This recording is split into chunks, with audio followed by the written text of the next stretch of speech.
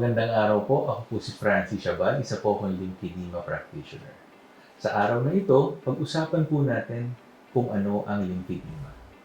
Ang lymphedema ay isang kondisyon kung saan ang isang pasyente ay nagkakaroon ng pamamaga o pamamanas sa kanyang braso, sa leeg, at binte. Minsan, ang lymphedema or manas ay nakikita din sa iba't ibang parte ng katawan.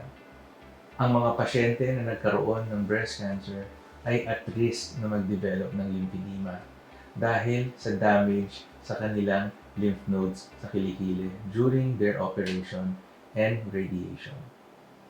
Ang mga pasyente na nag-develop din ng mga gynecologic cancer at even prostate cancer ay may risk din na magkaroon ng pamamaga or pamamanas sa kanilang mga binte. Bukod sa paglaki o pagmaga ng isang braso o binti ng pasyente, minsan ang mga pasyente ay nakakaranas din ng mainit na sensation sa kanilang braso o binti, kasabay ng pangangalay at pananakit.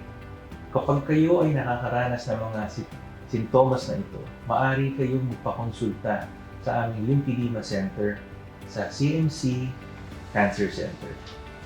Hindi lahat ng pasyente na nagkaroon ng cancer ay nagdi-develop ng lymphedema.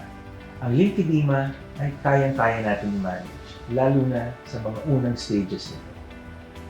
Maraming salamat po.